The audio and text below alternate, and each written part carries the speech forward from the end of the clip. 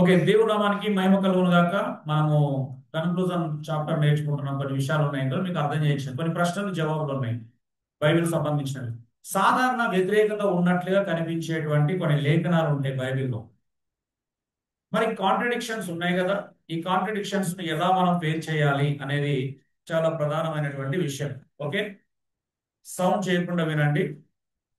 FSC 2:8 చూడండి ఒకసారి. FSC 2:8 చదవండి. ఎఫ్ఎస్సిలోకి రాసిన పత్రిక 2వ అధ్యాయం 8వ వచనం.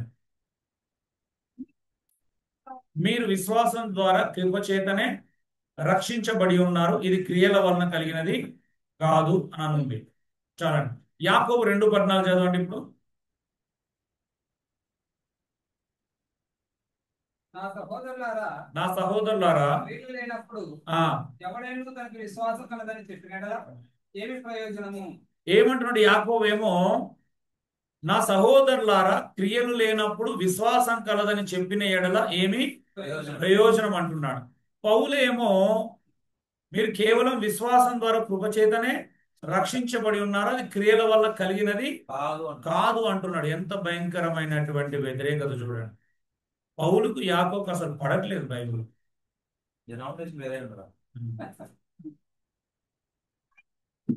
చూడండి, బైబిల్ వ్యతిరేకత ఉందా లేదా? ఉందా? ఉందా లేదా? ఇంతకీ ఉంది అనే వాళ్ళు చెప్పండి. ఉంది, బైబిల్లో వ్యతిరేకత ఉంది అని చెప్పారు, చేతులు ఎత్తండి. ఆ ఒక ఇద్దరు ఎత్తారు. యథా ప్రజ తదా ప్రజ, యథా రాజ తదా ప్రజ.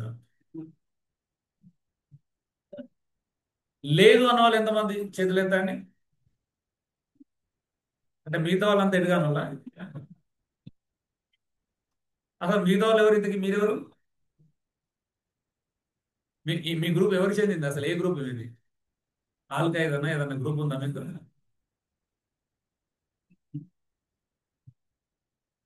లేదు అన్న వాళ్ళు ఎందుకు లేదో చెప్పండి. మరి దీనికి ఎలా జవాబు చెప్తారు?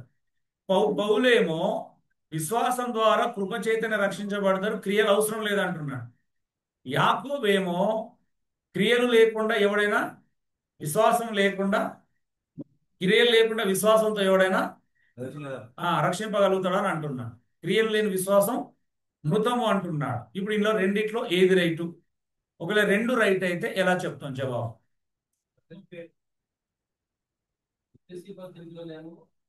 రక్షణ పొందడానికి చేసే క్రియల గురించి ఓకే, రక్షణ పొందిన తర్వాత వెరీ గుడ్. సో ఎఫెసీల రాసిన పత్రిక 2వ అధ్యాయం 8 ఎక్కడ మాట్లాడుతున్నాడు? రక్షణ పొందడానికి ముందు విశ్వాసం ద్వారా కృపచేతనే రక్షించబడతామని చెప్పడానికి పౌలు చెప్తున్నాడు. రక్షణకు ముందు క్రియలు లేవు. రక్షణకు ముందు ఎవరైనా విశ్వాసం ద్వారా కృపచేతనే రక్షించబడాలి. అయితే రక్షించబడిన వాడు ఖచ్చితంగా ఏం చేయాలా? మంచి క్రియలు చేయాలి. యాకోబు మాట్లాడుతుంది ఏమో రక్షించబడిన వారు చేయాల్సినటువంటి మంచి క్రియల గురించి మాట్లాడుతున్నాడు.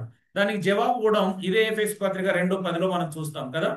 దేవుడు ముందుగా సిద్ధపరిచిన సత్క్రియలను చేయుటకై మనము క్రీస్తు యేసునందు సృష్టింపబడిన వారమై ఆయన చేసిన పని అయి ఉన్నాం. అంటే అర్థం ఏంటిది? దేవుడు మంచి పనులు చేసినందుకు మనల్ని రక్షించుకోవడం లేదు, కానీ మంచి పనులు చేయడానికి రక్షించుకున్నాడు. ఈ వ్యత్యాసాన్ని క్రైస్తవులు అర్థము చేసుకోవాలి. మంచి పనుల ద్వారా మనం రక్షణ పొందాం, కానీ ఎందుకు రక్షణ పొందామంటే ఖచ్చితంగా మంచి పనులు చేయడానికే, సత్క్రియలు చేయడానికే రక్షించబడ్డాం. అర్థమవుందండి? సో ఎఫెసులో పౌలు చెప్పింది క్రీస్తు లేని క్రియల గురించి. యాకోబు రాస్తుంది ఏంటిదంటే క్రీస్తును కలిగిన తర్వాత చేసే క్రియల గురించి. ఇదేంటిది? రక్షణకు ముందు, ఇదేమో రక్షణ తర్వాత గురించి మాట్లాడుతున్నాడు. ఈ మధ్యలో ట్రంప్ ఒక మాట అన్నాడంట, నేను మంచి క్రియలు చేయాలన్నాడట. ఎందుకు అని అడిగితే, నేను మంచి క్రియలు చేస్తేనే పరలోక రాజ్యం వెళ్తాను అన్నాడంట. ఇది చాలా దారుణమైన విషయం, అవునా?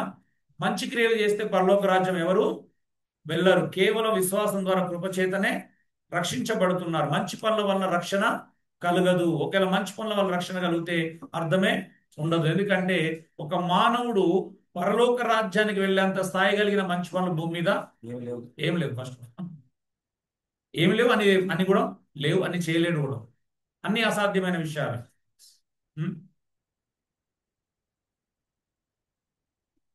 అయితే రక్షించబడిన క్రైస్తవుడు ఖచ్చితంగా ఏం చేయాలా?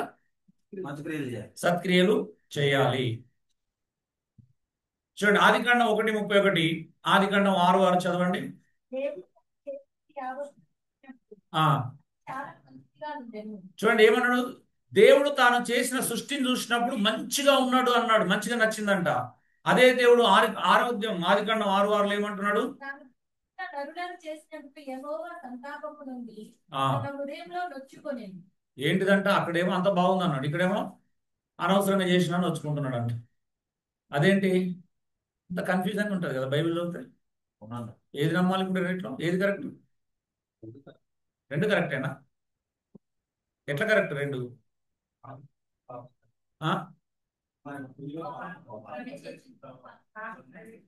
Very good.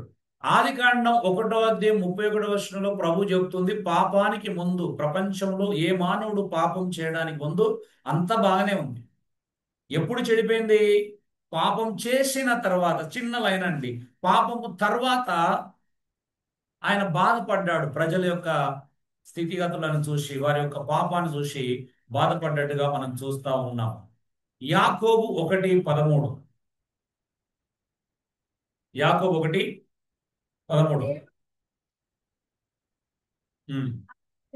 శోధింపడు గనక ఎవడైనా శోధింపబడినప్పుడు నేను దేవుని చేత శోధింపబడుచున్నానని అనకూడదు. మత్తయి 4:1 చదవండి.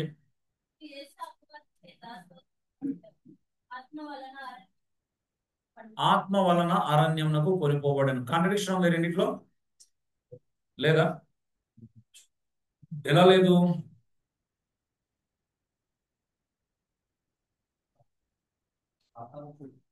చాలా సందర్భాలలో మత్తయి 4:1 ఏం చేస్తారంటే పరిశుద్ధాత్మ దేవుడే శోధించడానికి తీసుకెళ్లాడు అనేటువంటి అర్థంతో మాట్లాడుతూ ఉంటారు. వాస్తవానికి ఆత్మ చేత కొనిపోబడ్డాడు, కానీ శోధించింది ఎవరు? దేవుడు కాదు, సాతాను. పరిశుద్ధాత్మ దేవుడు కాదు, సాతాను శోధించాడు. అవునండి? అంటే దీని అర్థమైంది ఓవరాల్ గా దేవుడు ఎవరిని ఎప్పుడు ఏ విషయంలో శోధించాడు. అవునా? అందులో ముఖ్యంగా పాపానికి శోధిస్తాడా? తప్పు చేయాలనే శోధన దేవుని దగ్గర నుండి వచ్చేది కాదు. అవునండి? అయితే సాతాను, లేకపోతే అయితే మనిషి, అంతేనా? స్వకీయ దురాశ.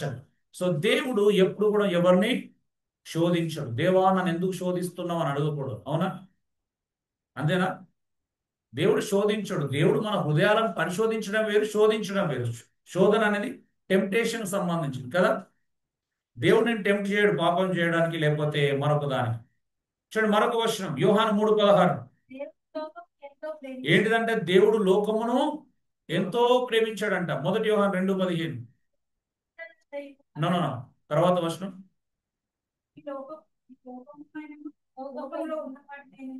ఏంటిది? లోకమునైనను లోకంలో ఉన్న వాటినైనా ప్రేమించొద్దు అంటున్నాడు. దేవుడు ప్రేమించవచ్చు అంటే మనం ప్రేమించకూడదు. ఏంటి తేడా? ఏంటి? ఎలా చెప్తుంది జవాబు? రేపు ఒక ఆయన వస్తాడు మీ దగ్గరకు, ఒక బాబా, పిచ్చికి బాబా అని ఆయన వస్తాడు, ఇలా చెప్తాడు, ఇలా చదువుతాడు. అప్పుడు ఏం చెప్తాడు మీరు?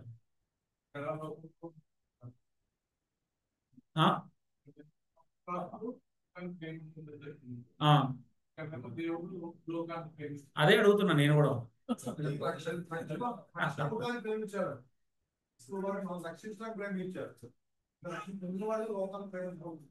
ఓకే,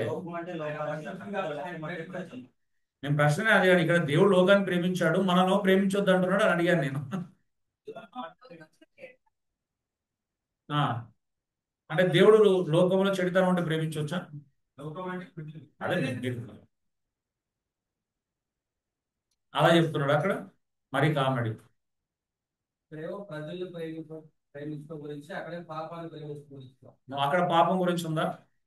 సరే, ఓకే, నో ప్రాబ్లం. సో ఇక్కడ దేవుడు లోకమును ఎంతో ప్రేమించను అన్న దగ్గర లోకము అంటే మనుషులు అని అర్థం ఇక్కడ. అవునా?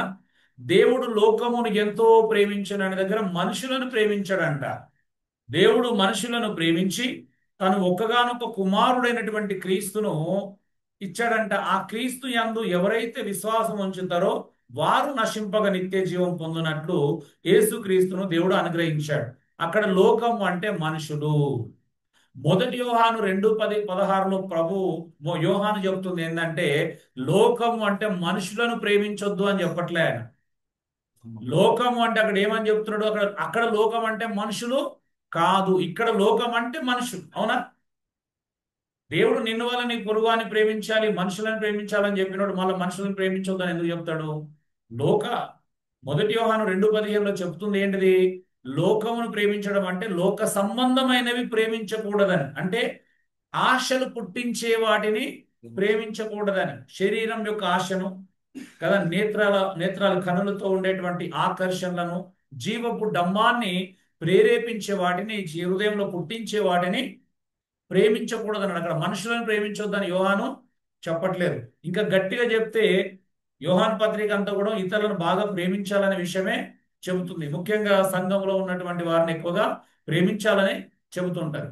సో అది అన్నమాట. చూడండి, అందుకే లోకం అనగానే మనం ఒకే దృష్టికోణంతో చూస్తే జవాబు రాదు. ఇలాంటి విషయాలు మీకు నిన్ననే చెప్పాం కదా. స్వస్థత అనగానే శరీరానికి సంబంధించింది అనుకున్నాం కాబట్టి అర్థం కాదు కదా. పడిపోవడం అంటే పాపంలోనే పడిపోవడం అని అర్థం చేసుకున్నాం కాబట్టి నీతిమంతుడు 7 మార్లు పడినా తిరిగి లేచిన అనే మాట అర్థము కాల. అది అన్నమాట మన సమస్య. ఒక పదానికి ఒకటే అర్థంలో చూస్తున్నాం, కానీ సందర్భంలో ఇవ్వబడిన అర్థంలో చూడాలి. అందుకే ఇది మీకు టెస్ట్. మనం ఏం నేర్చుకున్నాం? సందర్భంలో ఇవ్వబడిన అర్థము వేరుగా ఉంటుంది అనే విషయాన్ని మనం చూసాం. ఫిలిప్పి 3:6. ఆశయము ఉమ్, ఉమ్, నిమిత్తమై ఉంటుంది. ఓకే. మొదటి తిమోతి 1:15. నో అది కాదు, అదేనా? మొదటి తిమోతి 1:15.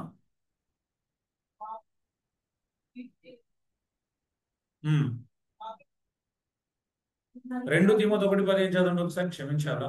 ఉమ్. ఆసియాలోని వారందరిలో పోయిన నడుచుకొని రెండు సంగతికి వెతుకువారు. ఆయనలో చాలు చాలండి, ఇక్కడ మిస్ అయింది రిఫరెన్స్. మీ నోట్స్ లో ఉందా? ఒకటి పదిహేను ఉంది. ఫస్ట్ ఇయర్ వరకు ఒకటి ఉంది. ఆ? ఎంతో మంది పడాలి. ఒకటి మరి 1:15 16 చూడండి, దాని ముందు 2. సో మిస్ అయింది లేదు. ఇక్కడ పౌలు ఏమంటాడు అని అంటే వేరే సందర్భంలో మాట్లాడుతుంటాడు, అది ఇక్కడ రిఫరెన్స్ మిస్ అయింది, క్షమించాలా.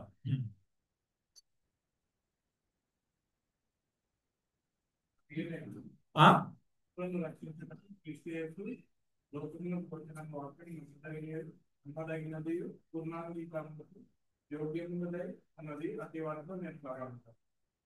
Very good. అట్టి వాటిలో వెరీ గుడ్, కరెక్టే. సో ఇక్కడ ఏమంటున్నాడు? ఫిలిప్పి 3:6లో నేను నీతిమంతుడు అంటున్నాడు. మొదటి తిమోతి 1:15 ఏమంటున్నాడు? పాపులలో ప్రధాన అంటున్నాడు. పౌలు ఇలా మాట్లాడుతున్నాడు ఏంటి? 2 జవాబులు కరెక్టే.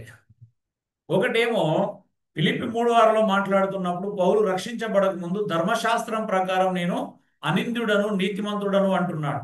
నిజమే, ధర్మశాస్త్రం ప్రకారము తన సమాన వయస్కులలో పౌలు వంటి వాడు ఆ కాలంలో లేడు. నిజంగానే లా ప్రకారం నీతిమంతుడు. కానీ ఎప్పుడైతే క్రీస్తును తెలుసుకున్నాడో ఆయనకి ఏమర్థమైందంటే నేను పాపులలో ప్రధానుడను అని అర్థమైంది. అంటే రక్షణ అర్థమైన తర్వాత తనకు అర్థమైంది ఏంటిది అని అంటే పాపులు రక్షించడానికి యేసుక్రీస్తు లోకానికి వచ్చాడు, అట్టి వారిలో నేను ప్రధానుడు, అట్టి పాపులో నేను ప్రధానుడు అంటున్నాడు. నిజమే, రక్షణ పొందక ముందు ఒక మనిషి ఎంత నీతిమంతుడైనా అయి ఉండొచ్చు, కానీ రక్షించబడిన తర్వాత ఆ వ్యక్తికి ఒకటే అర్థమవుతుంది, నేను ఒకప్పుడు పాపిని, ఇప్పుడు రక్షించబడ్డాను అనేటువంటి గొప్ప సత్యము అర్థమవుతుంది. లూకా 2:7.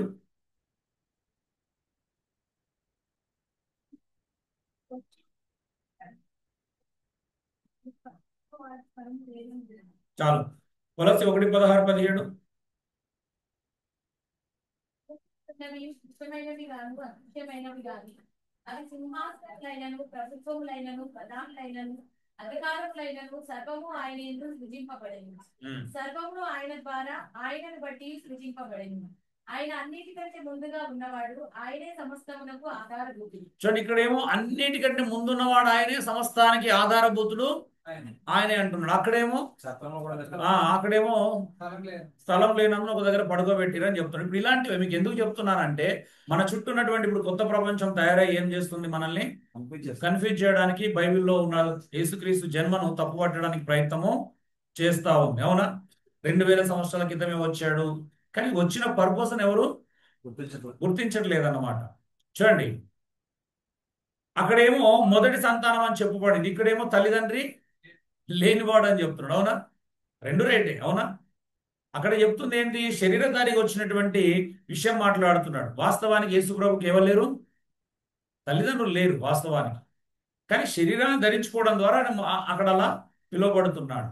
సో ఇలా కాంట్రడిక్షన్ గా కనిపిస్తాయి, కానీ అవి కాంట్రడిక్షన్స్ కాదు అనేటువంటి విషయాలను మనం అర్థము చేసుకోవాలి. చూడండి, కీర్తనలు 89, 20 మరి 27 దావీదు గురించి చెప్పాడు. నిర్గమ 4:2 ఇశ్రాయేల్ ఫస్ట్ బార్న్ అని చెప్తాడు కదా. సో ఇది ఎవరికి వర్తిస్తుంది అనేది కూడా మనం అర్థము చేసుకోవాలా. అక్కడ ఫస్ట్ బోర్న్ అంటే ఇశ్రాయేల్ అని అర్థమా. చూడండి, ఇక్కడ కూడా మత్తయి 11:14లోనేమో యేసుప్రభు ఏమన్నాడు, యోహానే ఏలియా అన్నాడు. అవునా? ఈ యోహానే ఏలియా అన్నాడు. యోహాన్ సువార్త 1:21 ఏమో యోహాన్ దగ్గరికి వచ్చి అడిగితే ఏమన్నాడు, నువ్వు ఏలియా అని అడిగితే నేను ఏలియాను కాను అన్నాడు. ఇప్పుడు ఏది నమ్మాలా? యోహాన్ చెప్పింది నమ్మాలా, యేసుప్రభు చెప్పింది నమ్మాలా? యేసుప్రభు అబద్ధం చెప్పినట్టు అనుకోవాలి ఇప్పుడు. యేసుప్రభు ఏమో యోహానే ఏలియా అన్నాడు, కానీ యోహాన్ ఏమంటున్నాడు, నీ ఏలియాను కాను అన్నాడు. ఇలా ఇలా చిన్న చిన్న విషయాలను తీసుకొని పెద్దగా రాద్ధాంతం చేస్తారన్నమాట మన వాళ్ళు. ఇవి చాలా చాలా చిన్న విషయాలు. ఇప్పుడు మీకు చెప్తుంటే అర్థమవుతుంది కదా చిన్న విషయాలని. మరి ఇలా అలా ఎలా అన్నాడు? వాస్తవమే, యోహాన్ చెప్పింది 100% నిజమే. ఎందుకంటే ఆయన ఏలియా కాదు అనేది ఆయనకు తెలుసు. తను ఎలా వచ్చాడు అనేది తన కోణంలో రైట్ అది. కానీ యోహాను ఎవరి ఆత్మ యొక్క ప్రభావంతో వచ్చాడని దేవునికి తెలుసు. ఏలి ఆత్మతో వచ్చిన వాడు యోహాన్ అనే విషయము ప్రభు తెలుసు. యోహాను ఏలి ఆత్మతోనే వచ్చాడు, కానీ ఏలే కాదు. వాస్తవమే కదా, యోహాను ఏలే కాదు, ఏలియా యోహాన్ కాదు. నేను చేసుకున్నాం కదా కంపారిజన్, ఫిగరేటివ్ లాంగ్వేజ్ నేర్చుకున్నాం కదా. A is like A B, కానీ ఏ బి కాదు, బి ఏ కాదు. యోహాన్ ఏలే కాదు, ఏలియా యోహాన్ కాదు. వాస్తవమే, కానీ ఏలియా ఆత్మతో వచ్చిన వాడు ఇతడే అనేది వాస్తవమైనటువంటి విషయం. అది యేసు ప్రభు చాలా క్లారిటీ ఇచ్చాడు దాని విషయంలో. రోమా 14:9 ఏంటిదంట, తాను మృతులకును సజీవులకును ప్రభు అయి ఉండుటకు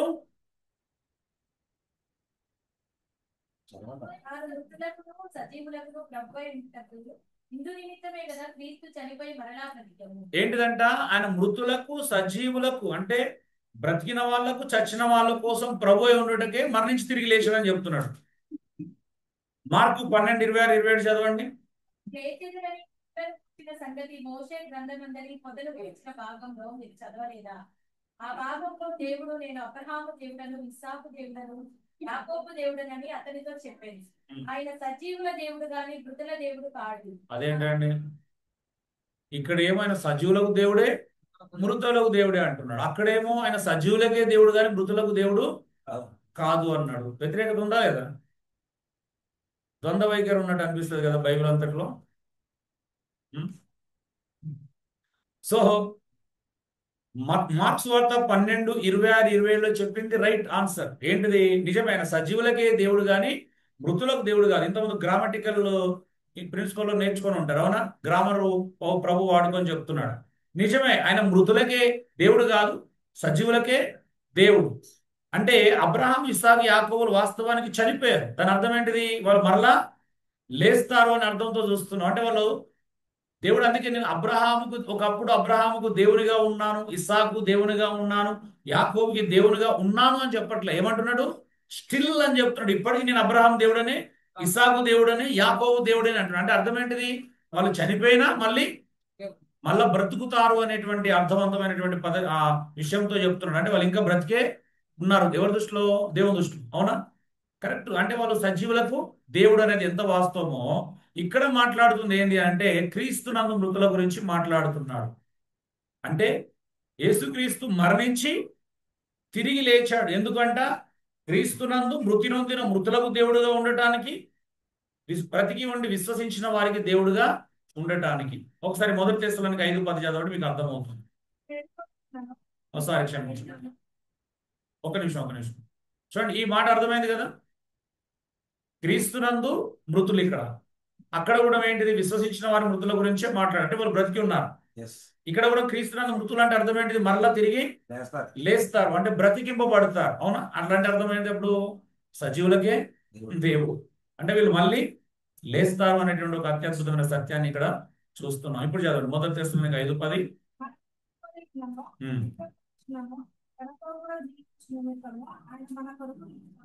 అంటే చూడండి, మనం మేలుకున్నాను, చనిపోయినను, మరలా ఆయనతో ఉండాలని. అంటే అర్థం ఏంటిది, మనం మరణించిన మళ్ళా లేస్తాం, అంటే మనం ఎవరం, సజీవులమే. కాబట్టి దేవుడు నిజంగానే సజీవులకే దేవుడు, మృతులకు ఎప్పటికీ దేవుడు కాలేడు. మొదటి యోహాను 1:18. దేవుని ఏ మానవుడు చూడలేదు, దేవునిని ఏ మానవుడు చూడలేదు. చూడలేదు. నిర్గమ 24:10. మరి ఇశ్రాయేలు దేవుణ్ణి చూచింది. అదేంటండి, ఇక్కడేమో ఏ మానవుడు దేవుని చూడడు అంటాడు, అక్కడేమో ఇశ్రాయేలు దేవుని చూసినాడు. ఏది నమ్మాలి చెప్పాడు? అర్థమవుతుందా మీకు? ఇలాంటివి కావాలంటే బోలెడు ఉన్నాయి లేఖనాలు బైబిల్లో. ఉం?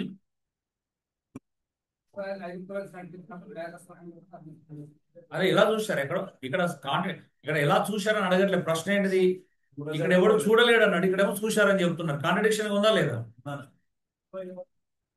ఉం?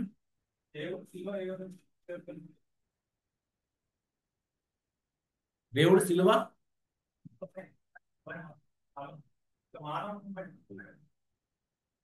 అక్కడ చూసింది ఎక్కడ, నిర్గమకాండం 24:10. అప్పుడు యేసుప్రభు ఎప్పుడు ఉన్నాడు, సిలువ అప్పుడు ఇప్పుడు ఏమైపడ్డాడు?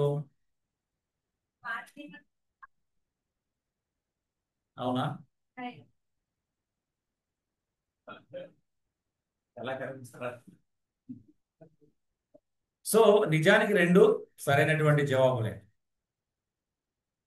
వాస్తవానికి ఇశ్రాయేలు ప్రజలు చూసింది, వారు దేవుని భౌతిక ప్రతిబింబాన్ని మాత్రమే చూశారు, రిఫ్లెక్షన్ అంట. వాస్తవానికి ఏ మానవుడు దేవుణ్ణి చూడలేదు, అది వాస్తవం. ఎందుకంటే దేవుడు ఆత్మ స్వరూపుడు. అని ఒకరు కనిపించాలనుకుంటే ఏదో ఒక మానవ రూపంలోనో ఏదో ప్రతిబింబ రూపకంగానే కనిపించాలి మనకి. అవునా? అంతే కదండి. ఆత్మస్వరూపుని ఎలా చూస్తాం? ఈ మానవ నేత్రాలతో ఎలా చూడగలుగుతాం? ఆయన చూడాలంటే మహిమా శరీరాలు ధరించుకున్నప్పుడే ఆయన కనిపిస్తాడు. సో ఇప్పుడు ఇక్కడ వాళ్ళు చూసింది, ఇశ్రాయేల్ ప్రజలు చూసింది దేవుని యొక్క కేవలం ప్రతిబింబాన్ని మాత్రమే చూశారు. ఆయన ఆత్మస్వరూపుడు, ఆయన ఎవరు చూడలేదు. యోహాన్ రాసింది 100% వాస్తవం. ఏ మానవుడు దేవుని ఎప్పుడు చూడలేడు. మోషే చూసింది కూడా అదే. మోషే చూసింది కూడా దేవుని చూడాల. మోషే చూసింది ఎవరినండి? యేసుక్రీస్తుని చూశాడు. అవునా?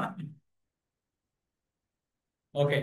సంఖ్యాకాండం 29. రోగం వలన 24 మంది చనిపోయారు, 24,000 మంది చనిపోయారు. మొదటి కొరింథీ 18. ఒక్క దినాన 23,000 మంది కూలిపోయి. చూడండి, పౌలేమో 23,000 మంది చనిపోయారు అంటున్నాడు. సంఖ్యాకాండంలోనూ 24,000 మంది చనిపోయారు. ఏంది లెక్క తేడా ఉంది? 1000 మంది ఎట్టిపోయారు మరి? ఇలాంటి లెక్కల ప్రశ్నలు చాలా ఉన్నాయి, మీకు తెలుసా బైబిల్లో? సో వాస్తవానికి జవాబు ఏంటంటే మొత్తం చనిపోయింది 24,000 మంది, ఒక్క దినంలో చనిపోయింది 23,000 మంది. సో ఇలా అర్థం చేసుకోవడానికి ప్రయత్నం చేయాలి. లేఖనాలను సందర్భంలో అర్థం చేసుకోవడానికి ప్రయత్నం చేస్తే, ఇప్పుడు ఈ రోజు న్యూస్ చూసినాం అనుకో, ఒకటి యాక్సిడెంట్ జరిగింది, యాక్సిడెంట్ వల్ల 52 మంది చనిపోయారని వచ్చింది. నెక్స్ట్ ఏమొస్తుంది? ఒక 2-3 రోజుల తర్వాత ఏమొస్తుంది? టోటల్ గా 60 మంది చనిపోయారని వస్తుంది. తేడా ఉందా? అలా అన్నమాట. ఇక్కడ చూడండి, అందుకే పౌలు రాసింది ఒక్క దినం గురించి మాట్లాడు, కానీ వాస్తవానికి టోటల్ గా చనిపోయింది ఎంతమంది? 24,000 మంది. ఇలా మనకు ఈ నాస్తికవాదులు ఉంటారు కదా, హేతువాదులు అంట. ఈ నాస్తికవాదులు, హేతువాదులు బైబిల్లో అన్ని తప్పులే అని ఇలాంటి పట్టుకొని చూపిస్తారు. అంత మించి కామన్ సెన్స్ అనేది వాళ్ళకి మించి పనిచేయదు. ఇదే కనిపిస్తుంది. కళ్ళతో చూస్తున్నారు. దేంతో చూస్తున్నారు? కళ్ళతో చూసిన సంపూర్ణంగా చూడట్లేదు. మీకు ఇంట్రడక్షన్ చూసిన గమనించడం ఎలా గమనించాలా? సంపూర్ణంగా చూడండి. ఒక్క దినం అనే మాట మిస్ అయితే ఏమవుతుంది? అందుకే ఒక్క దినాన కూలింది ఎంతమంది? 23,000 మంది. టోటల్ గా చనిపోయిన మంది ఎంతమంది? 24. భూకంపం భూమి నోరు తెరుచుకుంది, కానీ ఒక్క దినంలో కూలిపోయింది ఎంతమంది? 23,000 మంది. తర్వాత 5,000. ఒక 1000 మంది, అంటే గాయాల పాలు అదో ఏదో రకంగా అందులోనే చనిపోయిన వాళ్ళు. అవునా? 2 సమయాలు 24. స్థలం కొనడానికి దావీదు 50 తులంల వెండిని చెల్లించెను. మొదటి దినవృత్తాంతం 21:25. 600 తులంల బంగారం అతనికి ఇచ్చాను. అదేంటి, ఒక దగ్గర 50 తులంల వెండి అంటున్నాడు, ఇంకొక దగ్గర 600 తులంల బంగారం అంటున్నాడు. ఇగో ఇలాంటివి చూపించి బైబిల్లో కాంట్రడిక్షన్స్ ఉన్నాయి అని హేతువాదులు అడిగిన ప్రశ్నలు అనమాట. అందుకే మీకు అర్థం కావడానికి మనం కళ్ళ ముందు పెడుతుంది. జవాబు, ఇవి రెండు వేరు వేరు చెల్లింపులు. మొదటిసారి కళ్ళెం కొన్నాడు, రెండోసారి భూమి కొన్నాడు. అంతే తేడా. కన్ఫ్యూజ్ కావద్దన్నమాట. వాళ్ళు ఏం చేస్తారు, మనకి ఏమనిపిస్తుంది వెంటనే, అవునా అక్కడ 50 తులములు ఇచ్చిండు, ఇక్కడ 600 ఇచ్చిండు, ఇది ఎట్లా? ఇక దావీదు కొంటే ఒకటేసారి ఉంటాడు, ఇంకా మళ్ళీ ఏం కొన్నాడా? ఒక దగ్గర ఉన్నది కళ్యాణ్, ఒక దగ్గర భూమి కొన్నాడు. రెండు వేరు వేరు కొనుగోలు. అవునా అండి? ఇలా అన్నమాట. అంటే కాంటెక్స్ట్ చూడాలి, ఆ సందర్భము, హిస్టారికల్ బ్యాక్గ్రౌండ్ చూడాలా, ప్లేసెస్ చూడాలా, ఎప్పుడు జరిగింది అనేది చూడాలి. మొదటి తిమోతి 6:16. సమీపించరాని తేజస్సులో నివసిస్తాడు దేవుడు. అవునా? సమీపించరాని తేజస్సులోని వసించువాడవైనా నా సమీపమునకు దిగి వచ్చినావు, నీ ప్రేమ వర్ణింపతరమా. అంటే దేవుడు సమీపించరాని తేజస్సులో నివసిస్తాడని ఇక్కడ చెప్పబడింది. మొదటి రాజులు 8:12 గాఢాంధకారంలో నివసిస్తాడని చెప్పబడింది. ఇదేం కాంట్రడిక్షన్స్ అండి? ఒక దగ్గర వెలుగు అంటాడు, ఒక దగ్గర చీకటి అంటాడు. అందుకే బైబిల్ అన్ని తప్పులు ఉన్నాయనేది హేతువాది యొక్క ప్రశ్న. ఉన్నాయా? నాకైతే కనిపించలేదు, మీకు కనిపిస్తే చెప్పండి. జవాబు, సమీపించరాని తేజస్సులో నివాసం ఉండేది అది నిత్య నివాసం గురించి, ఆయన శాశ్వతంగా ఉండే ఇల్లు గురించి మాట్లాడుతూ నిత్య నివాసం గురించి మాట్లాడుతున్నాను. ఇది మొదటి రాజులు 8:12 చెప్పబడింది ఏంటంటే, ఇది గుడారంలోకి తన మహిమను తెచ్చిన సందర్భం. అవునా అండి? గుడారంలోకి తగిన మహిమను తీసుకొచ్చిన సందర్భం, ఆ చీకటిలో ఆయన వచ్చాడు అంటే దాని అర్థం అది. అంటే వాస్తవానికి రెండు దేవునికి సాధ్యమే. అక్కడ అలా ఉండగలుగుతాడు, ఇక్కడ ఎక్కడైనా ఉండగలుగుతాడు. ఆమె సో రెండు సందర్భాలు వేరు. యెషయా 40:28. దేవుడు ఎన్నడూ అలసిపోడు. నిర్గమం 3:17. 6 దినాలు సృష్టి చేసి 7వ దినం విశ్రమించు. ఇలా ఉంటాయి అన్నమాట. అంత కన్ఫ్యూజనే కదా. జవాబు, దేవుడు కాలానికి అతీతుడు. ఇక్కడ దేవుడు అలిసిపోయి విశ్రమించడం లేదు. నిర్గమకాండంలో యెషయా 48 పర్ఫెక్ట్ జవాబు. దేవుడు నిజంగా ఎన్నడూ అలసిపోడు. మరి నిర్గమం 3:17 ఎలా అర్థం చేసుకోవాలి? 7 దినాలు సృష్టి చేసి దేవుడు 8వ దినం విశ్రమించాడు అంటే అర్థమైంది ఆయన అలిసిపోయి విశ్రాంతి తీసుకుంటున్నాడు అని అర్థము కాదు. ఆయన సృష్టి పని ముగించాడు అని అర్థం. అర్థమవుతుందా అండి? సో దేవునికి అలసట అనేది లేదు. ఎందుకంటే ఇశ్రాయేల్ని కాపాడు దేవుడు కునుకడు నిద్రపోడు. ఆయనకు జోలపాట పాడి లేపాల్సిన అవసరం లేదు. ఎందుకంటే ఆయన శరీర సంబంధి కాదు. నిద్రపోవడానికి మన ఒక జోలపాట కొట్టి జో కొట్టడానికి అలసిపోయింది, కానీ ఆ విసనకర్ర విసరడానికి మన దేవుడు అలాంటి వాడు కాదు. ఆమె మన దేవుడు కునుకడు, కాపాడువాడు. ఏంటి? కునుకడు నిద్రపోడు. ఆయన కునుకు లేదు, నిద్ర లేదు, అలసట లేదు. ఆమె కేవలం ఈ 2000 సంవత్సరాల క్రితం యేసు శరీరధారిగా వచ్చినప్పుడు, శరీరధారిగా ఉన్నప్పుడు అలసిపోవడము, విశ్రాంతి తీసుకోవడం జరిగింది. కానీ దేవునికి కునుకు గాని నిద్ర గాని ఉండదు. ఆయన అలసిపోడండి. కాలానికి అతీతుడు అనే విషయాన్ని అర్థం చేసుకోవాలి. 6 యోహాను 13:27. చివరి భోజన సమయంలో సాతాను యూదాలో ప్రవేశించాడు. లూకా 22:2. భోజనానికి ముందు సాతాను యూదాలో ప్రవేశించాడు. ఏంటిది? ఒక దగ్గర భోజనానికి ముందు అంటున్నాడు, ఒకసారి భోజనం తినండి అంటున్నాడు. సాతాను ఇందుకు ఎప్పుడు ప్రవేశించాడు యూదాలోకి? వాస్తవానికి జవాబు ఏంటంటే సాతాను యూదాలోకి 2 సార్లు ప్రవేశించాడు. ఒకసారి పాక్షికంగా, రెండోసారి సంపూర్ణంగా. ముందు ప్రేరేపించాడు, తర్వాత ఫాలో అయ్యేలా చేశాడు. సో ఇలాంటివి ఉంటాయి అన్నమాట, కన్ఫ్యూజ్ కావద్దు అందుకే. అపోస్తుల కార్యం 1:9 12 వచనంలో ఒలివల కొండ మీద నుండి యేసు ఆరోహణమయ్యాడు అని చెప్తున్నాడు. అవునండి, ఒలివల కొండ మీద నుండి యేసు ఆరోహణమయ్యాడు అని చెప్పబడి ఉంది. కానీ లూకా 24:50-51లో యేసు బేతనియా నుండి ఆరోహణమయ్యాడు. రెండు రాసింది లూకానే. విచిత్రమైందంటే అపోస్తుల కార్యం రాసింది లూకానే, లూకా సువార్త రాసింది లూకానే. ఆయన వైద్యుడు ఎవరు? చరిత్రకారుడు. అవునా? ఒక చరిత్రకారుడు తప్పేలా రాసిండు మరి? సో జవాబు ఏంటంటే రెండు సరైనవే. బేతని ఎక్కడ ఉంది? ఒలివకుండ ప్రక్కనే ఉంది. మనం ఇప్పుడు జవాబు చెప్పి అన్న మీరు ఎక్కడి నుండి వచ్చారు అనుకో, హైదరాబాద్ నుండి వచ్చినాం అనుకో, నేను ఉంటుంది వాస్తవానికి సికింద్రాబాద్. ఇప్పుడు ఏమైనా తప్పు ఉందా? హైదరాబాద్ సికింద్రాబాద్ రెండు కలిసి ఉంటాయి. నేను హైదరాబాద్ నుండి వచ్చినా అని చెప్పినా నేను చెప్పింది అబద్ధం ఎప్పటికీ కాదు. అవునా? ఒకవేళ సికింద్రాబాద్ నుండి వచ్చి చెప్పినా అది అబద్ధము కాదు, రెండు నిజమైనవి. అవునా? ఎందుకంటే రెండు పక్క పక్కనే ఉంటాయి. ఇప్పుడు మీరు ఖమ్మం పక్కన ఊరు అని అనుకోండి, మీరు ఏమని చెప్తారు? ఖమ్మం నుండి వచ్చినానే చెప్తారు. అవునా? ఖమ్మం పక్కన ఊరు చెప్పారు కదా. అవునా కదా? సో ఇలాంటి చిన్న చిన్నవి అనేవి ఇవి తప్పులు కాదు, పొరపాట్లు అంతకన్నా కాదు. అవునా? ఇగో ఇలాంటివి పట్టుకుంటారు అన్నమాట మేధావి వర్గం. నాస్తిక హేతువాద మేధావి వర్గం బైబిల్లో ఏదో లోపాలు ఉన్నట్టుగా ఏమంటారు, కొండందవి ఎలుకను పట్టుకున్నట్టు ఉంటాయి అన్నమాట. పెద్దగా చదువుతారు, చిన్న ఎలుకను పట్టుకున్నట్టు ఉంటాయి. ఇవన్నీ ఏంటి? తప్పులుగానే కాదు.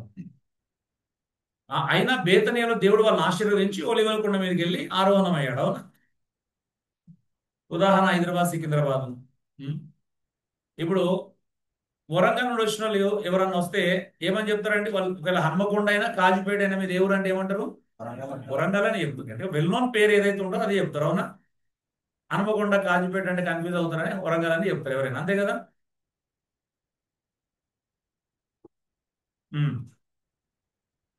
అపోస్తుల కార్యములు 9:7 పౌలుతో ఉన్నవారు శబ్దం విన్నారు. అపోస్తుల కార్యం 22:9, 26-14 పౌలుతో ఉన్నవారు శబ్దం వినలేదు. అదేంటండి? పౌలు రక్షించబడుతున్నటువంటి సమయంలో దేవుడు దర్శనం ఇచ్చాడు. అవునా? దేవుడిని ఎదుర్కొన్నాడు, యేసుక్రీస్తు ఎదురయ్యాడు. అక్కడనేమో ఏమంటున్నాడు? పౌలుతో ఉన్న వాళ్ళ శబ్దము విన్నారు అంటున్నాడు. 2 సార్లు సాక్ష్యం చెప్పిన సందర్భంలో నాతో ఉన్నవారి శబ్దం వినలేదన్నాడు. విచిత్రంగా లేదా? ఇలా ఉంటుంది అన్నమాట. సో అక్కడ అర్థం ఏంటిది అని అంటే, పౌలుతో ఉన్నవారు అపోస్తుల కార్యం 9:7లో శబ్దం విన్నారు అంటే అర్థం ఏంటిదంటే, వాళ్ళు ఉరుము వంటి ఒక శబ్దం విన్నారు కదా. ఉరుము వంటి శబ్దం రాగానే కింద పడిపోయారు అందరూ. ఆ శబ్దం విన్నారు. కానీ దేవుడు ప్రభు అయిన యేసుక్రీస్తు పౌలుతో మాట్లాడుతున్న మాటలు అవి కేవలం ఎవరికి వినబడ్డాయి? పౌలుకు మాత్రమే వినబడ్డాయి. అదే అన్నమాట. 2 సంఘటనలు మనం చూస్తున్నాం. ఇటు చూడండి.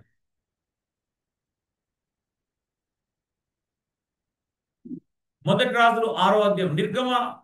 నిర్గమనం నుండి దేవాలయ నిర్మాణానికి మధ్య కాలం 480 సంవత్సరాలు. కానీ చరిత్ర ప్రకారం 573 సంవత్సరాలు. అదిలా ఇలాంటివి చాలా ఉంటాయండి మీకు బైబిల్లో. సో సింపుల్ ఏంటి అని అంటే జవాబు, వాటి మధ్య కాలం 93 సంవత్సరాలు. ఇది న్యాయాధిపతుల కాలం క్రింద బానిసత్వ కాలం. ఇది యూదా చరిత్రలో లెక్కింపబడలేదు.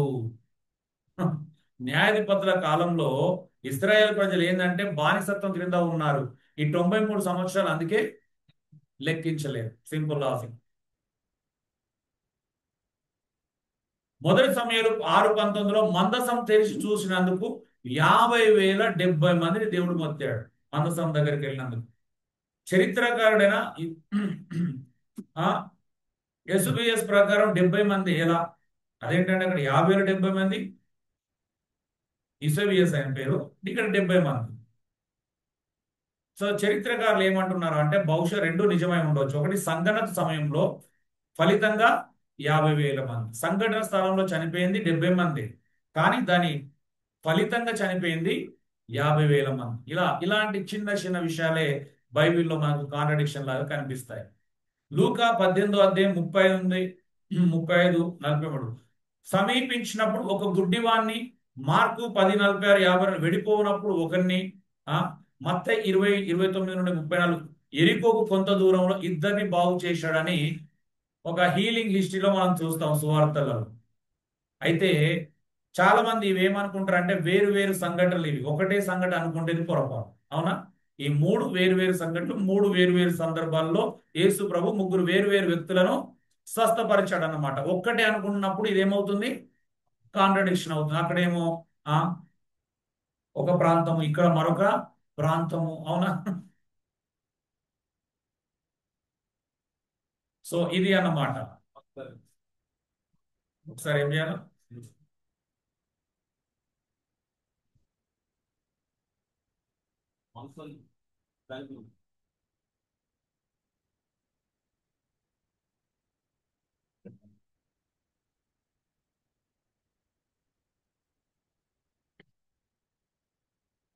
సో అర్థమవుతుందా అండి? సో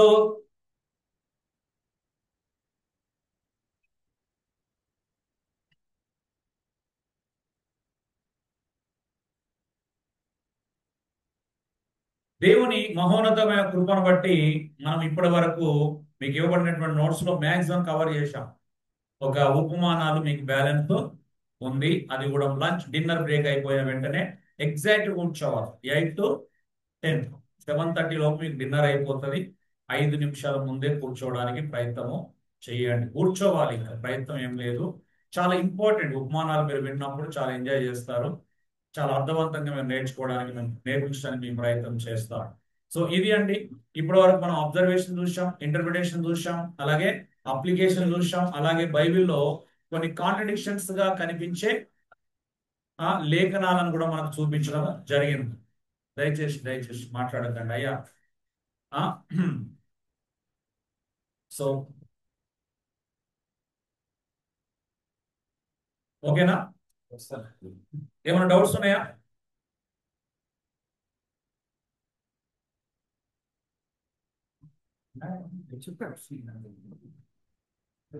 ఓకే, నేను చిన్న మాట ప్రార్థన చేస్తాను.